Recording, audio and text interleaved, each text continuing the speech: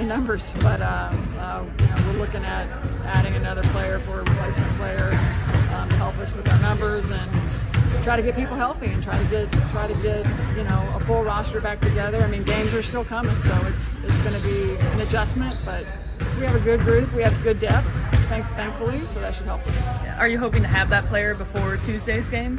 We're hoping, yeah. All right. Have you ever been through any circumstance this early into the season and such, where you're battling 3-4 down? Like, how unique is it? I don't remember. I don't. The Indiana Fever organization recently conducted a significant media session addressing mounting concerns about their current roster situation. Team executives and coaching staff provided extensive commentary regarding their approach to managing multiple player absences and the strategic adjustments required moving forward. During this comprehensive discussion, Fever leadership outlined their methodology for addressing the depleted lineup, with several key contributors sidelined, including prominent players dealing with various physical setbacks. The organization faces substantial personnel challenges that demand immediate attention and creative solutions.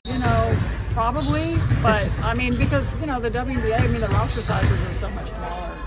So when you get down to the 11-player roster and you lose 3 players like that, now you've got to add a quick player to your roster. So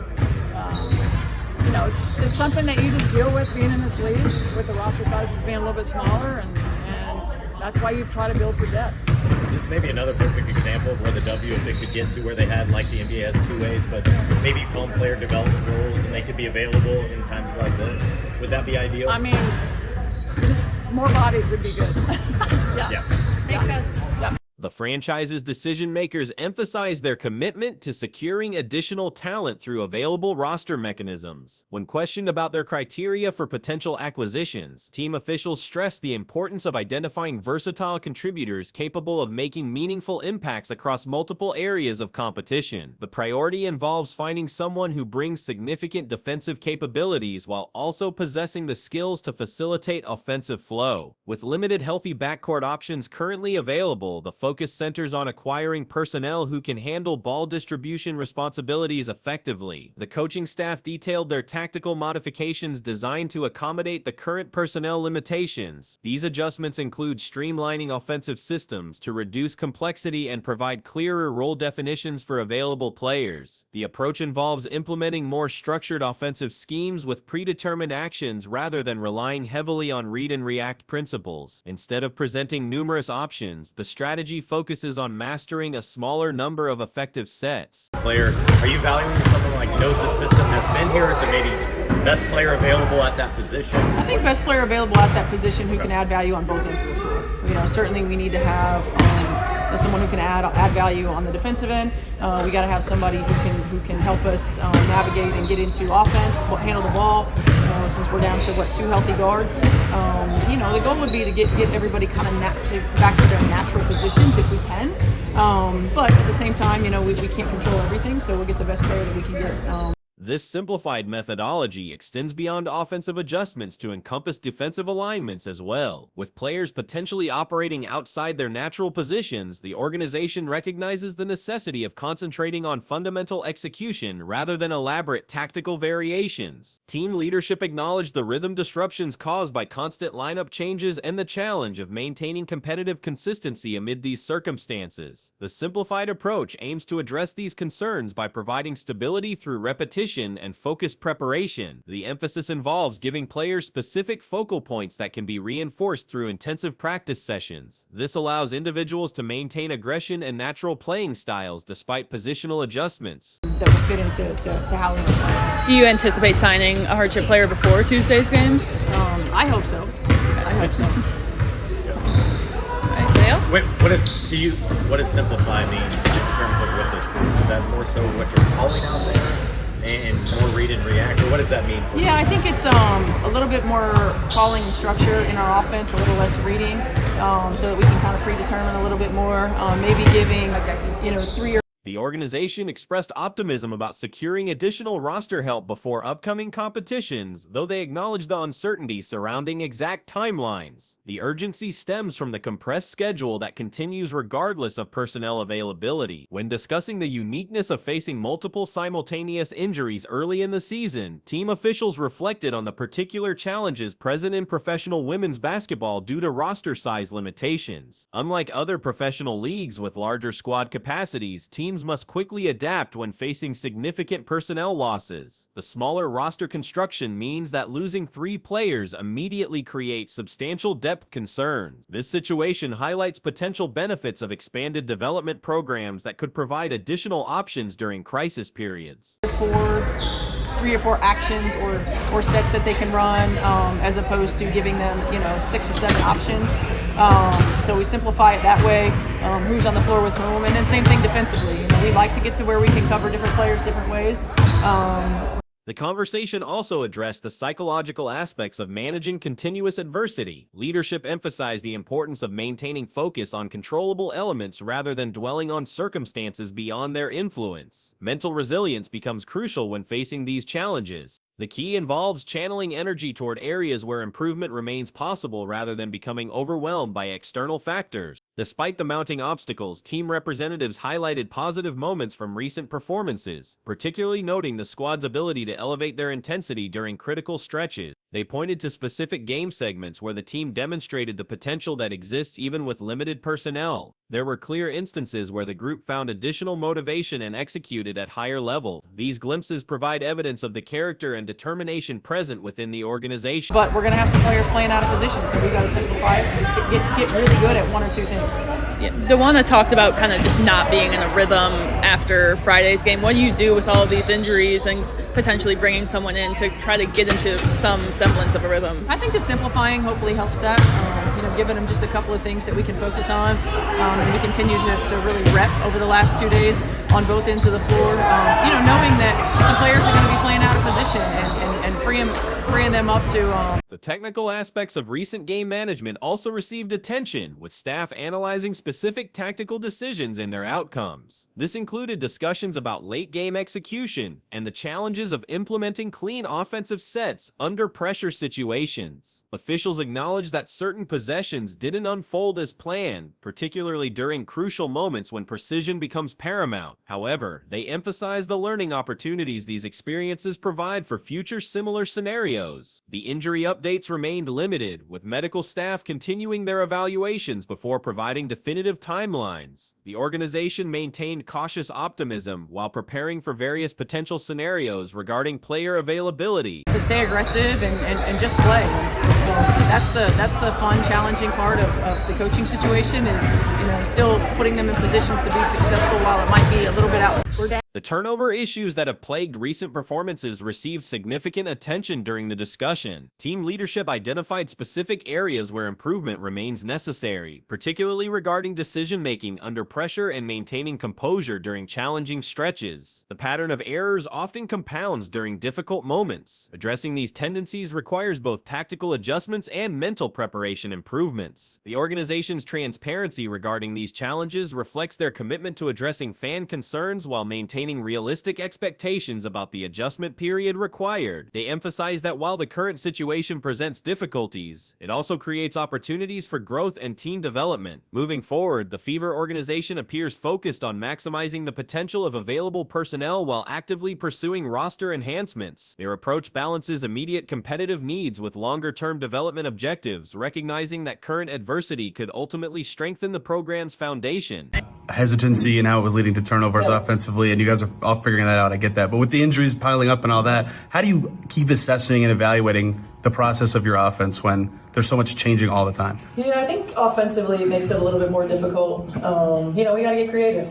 We got to figure out. The Indiana Fever's recent performance has raised significant concerns about coaching decisions and team execution. Despite previous success with the Connecticut Sun, the current coaching approach appears problematic for this roster construction. Connecticut's strategy centered on grinding games into low-scoring affairs, typically keeping contests in the 60-point range through deliberate pace control. This methodology worked effectively for their personnel last season, but translating that system to Indiana presents fundamental mismatches. Without Caitlin Clark in the lineup, the Beavers' weaknesses become glaringly apparent. The team struggles defensively across multiple areas, failing to execute basic defensive principles consistently. While recent statistics might suggest improvement, holding Washington to 83 points, this occurred against a Mystic squad experiencing shooting difficulties rather than demonstrating genuine defensive prowess. Who can get us into offense? We got to figure out what actions we can run.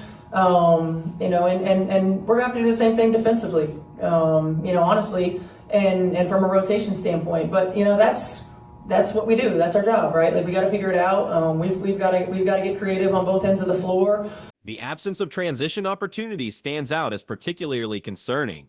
Recording 0 fast break points indicates either systematic avoidance of running plays or complete failure to capitalize on defensive stops. Basketball teams naturally generate some transition scoring through defensive rebounds and turnovers, making this statistic almost unprecedented. Effort levels appear inconsistent throughout the roster. Only Lexi Hull and Dana Bonner demonstrated sustained energy, while other key contributors like Aaliyah Boston received insufficient touches to impact winning. The offensive distribution seems poorly managed, with Boston attempting merely 5 shots despite averaging 18.5 points per game entering this contest. Rotation decisions create additional questions. Sydney Coulson receiving more minutes than established players suggests either developmental priorities or fundamental evaluation errors. Competent coaching typically involves playing superior talents in crucial situations, particularly when games remain competitive. The offensive system lacks creativity and movement. Players frequently stand stationary while one teammate attempts to create individual scoring opportunities. This approach eliminates screening actions, cutting movements, and post-entry opportunities that could generate easier scoring chances. I repeat, this team does not play defense. It's not that they play bad defense, they don't play defense. Lexi Hull draws some charges. Aaliyah, for some reason, has the worst whistle in the WNBA. Natasha Howard, all she looks for is steals and blocks. She doesn't play defense. She is a better version of Nalissa Smith. And if you guys agree, by the way, leave a like on this video. If you guys are in the stream, we can definitely get to 1,000 likes. There's 1,700 of you guys in here, and we're at 800 likes. And also, lads, we are trying to hit 48.3 thousand subscribers from this stream. The coaching philosophy appears contradictory to roster construction. Building around Caitlin Clark requires pace, movement, and creative shot generation. Instead, the current approach emphasizes grinding possessions and limiting offensive opportunities, strategies that undermine Clark's unique skill set. Previous coaching was more transparent about tactical preferences, explicitly stating desires for post touches and specific player roles. Current messaging suggests adaptation and flexibility while implementing similar restrictive systems from Connecticut's successful but stylistically different approach. Kelsey Mitchell, unless something changes, she's walking in. You let her walk in the offseason. There was a huge thing to keep Kelsey Mitchell because of how she played last year. And she has gone back to the Kelsey Mitchell that won like 25% of her games. And that's on the coach. That is on the coach. Sophie Cunningham, again, I don't even think she played badly. The team was just bad when she was on the court. I don't think she did anything good. I don't think she did anything bad. She's missed shots. Why was DeWanna Bonner benched? Someone said Mitchell's not elite facts. No playoffs with her number one options for years. No wins since Clark injury. Stop blaming coach for mid-tier players. Defensive improvements seem largely cosmetic, achieved through pace manipulation rather than fundamental skill development. Slowing games naturally improves defensive ratings by reducing total possessions, but this masks underlying defensive deficiencies that become apparent against quality opposition. The transition defense weaknesses of young rosters and offensive rebounding teams should create natural fast break opportunities for opponents. However, Indiana failed to capitalize despite facing a Mercury team that generated 12 offensive rebounds, situations that typically compromise defensive positioning. She was unbelievable. She was unbelievable in the last game. She was really good in the Liberty game on defense. Why, when nobody's playing defense, did DeWanna Bonner sit? The only player in this team that can create their own shot at a decent rate, it seems to be DeWanna Bonner. DeWanna Bonner is the team's leader. Why is DeWanna Bonner sitting on the bench while Kelsey Mitchell is going meep meep, tween, step back? I saw Julian Newman do this on a highlight one time. Let me go meep meep, tween, step back, foot on the line, brick. Player development appears stagnant or regressive. Mitchell no longer attacks in transition effectively, settling for contested perimeter attempts. Hull has shifted from cutting and movement to primarily spot-up shooting. These changes eliminate the team's most effective half-court actions when Clark isn't available. Historical success patterns suggest different approaches work better for this personnel. Post-Olympic break performances last season demonstrated Mitchell's effectiveness in off-ball roles with consistent cutting and movement. Current usage patterns ignore these successful precedents in favor of less effective isolation-heavy approaches. Comparative analysis with other coaches reveals concerning patterns. Alyssa Thomas's increased pace with Phoenix compared to Connecticut suggests previous slow approaches reflected choice rather than necessity. Connecticut possessed adequate athleticism through players like Marina Mabre, Ty Harris, and Brianna Jones to play faster, yet chose grinding approaches. Why is DeWanna Bonner sitting on the bench? You are paying DeWanna Bonner $250,000 to sit on the bench. This team has 11 players because, again, they're paying Bree Turner and Sid Colson over the minimum. And by the way, Sid Colson was fine when she was on the floor. I'm not going to say anything about Sid Colson. Sophie Cunningham goes and rolls her ankle. This team is not equipped to win basketball games. And not games, period. This team is not equipped to win a basketball game. Not equipped to win a basketball game. And I can't believe I'm saying this. They are not equipped to win a basketball game. Like, I'm flabbergasted. I thought that this team had a chance of winning some games. I thought they were going to win this game. The fundamental mismatch between coaching philosophy and roster construction creates systemic problems that extend beyond individual game results. Teams built around dynamic playmakers require complementary systems that emphasize pace, movement, and creative shot generation. Current trajectory suggests deeper philosophical conflicts between stated goals and implemented strategies. While public messaging emphasizes offensive development and player strengths, actual game management reflects conservative pace-limiting approaches that contradict these stated priorities. Championship-level players like Clark require systems that maximize their unique abilities rather than forcing adaptation to predetermined schemes. The disconnect between roster talent and tactical implementation represents a significant organizational challenge that affects both immediate results and long-term development prospects. I thought they were gonna win this game. Of all games, this game. You are facing a known choke artist team. You are facing a team of choke artists who choked. They are choke artists who choked. It's not like they didn't choke. They choked. They choked bad. And you lost to a choke artist who choked. That is on the coaching for letting a team go out there with half effort, with crazy rotations. Rookie contributions from opposing teams highlight the effort disparities as first-year players demonstrated superior energy and execution compared to veteran-laden Indiana lineups. This suggests motivational and preparation issues beyond simple talent evaluation. The combination of talent, experience, and resources available should produce better results than current performance levels indicate. Addressing these systematic issues requires fundamental reevaluation of tactical approaches and player utilization strategies to better align with roster strengths and championship aspirations. With Aaliyah not touching the ball nearly enough until the end of the game, every single thing should have went through Aaliyah Boston early in that game. Every single thing. You let them build a 15-point lead, barely calling timeouts. You put Bree Turner in that game before Damiris Dantas. You put Bree Turner in the game before Damiris Dantas. That is unacceptable. That is absolutely unacceptable. It is unacceptable, these coaching decisions. The current basketball situation presents a concerning picture for multiple teams, with performances that highlight significant competitive gaps. During a recent matchup, one team found themselves trailing by 46 points at the midpoint of the third quarter, following their previous victory against the Fever. This dramatic shift in performance became even more pronounced as the deficit approached. The Indiana Fever's struggles have become increasingly apparent throughout the season. Their limitations were starkly exposed in their loss to the Connecticut Sun, a defeat that occurred during the first quarter when many observers chose to stop watching. The disparity in competitive levels became evident when the New York Liberty subsequently demolished the Connecticut Sun by 31 points with minimal time remaining in their contest. And by the way, do I think Stephanie White is a better basketball coach than Christy Sides? Yes. I, in fact, do think that Stephanie White is a better basketball coach than Christy Sides. But it is so close, and she is a worse offensive coach than Christy Sides. Because at least Christy Sides could see what works and sticks to it.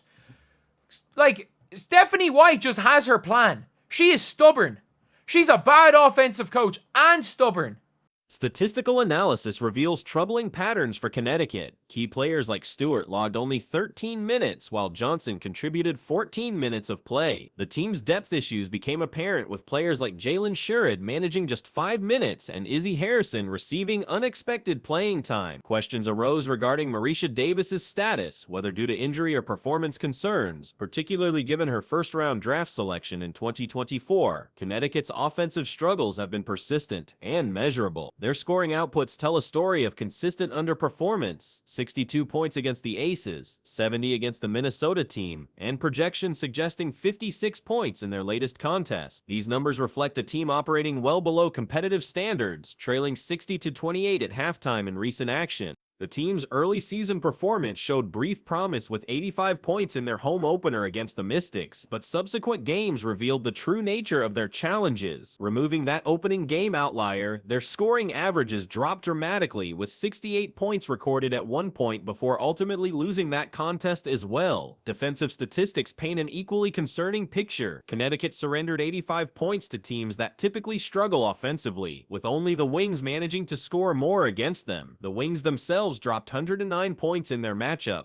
highlighting defensive breakdowns throughout Connecticut's system. The Fever's victory over Connecticut becomes more significant when viewed through this lens. Indiana managed to overcome a team that has subsequently been dismantled by other opponents, suggesting that Connecticut's competitive floor may be historically low. The Fever reached 59 points through 3 quarters against Connecticut, eventually breaking 61 points with 7:33 remaining in the fourth quarter. Meanwhile, the Liberty achieved similar scoring totals by halftime, while utilizing their bench players extensively. No Liberty starter exceeded 25 minutes of playing time, yet they maintained dominant control throughout their contest. Their bench unit proved more effective than Connecticut's starting lineup, emphasizing the competitive gap between these organizations. Individual performances have varied dramatically. Tina Charles has found personal success despite team struggles, positioning herself for a standout individual season while playing for an underperforming squad. Her scoring ability has provided occasional bright spots, though insufficient to alter overall team dynamics. The Fever roster includes notable talents like Aaliyah Boston, Caitlin Clark, and Lexi Hull, along with veteran experience. However, their collective performance has failed to translate into consistent success. Advanced statistical analysis suggests their rankings improve when certain outlier games are removed, particularly their defensive metrics, which were inflated by one exceptional performance against Chicago Sky.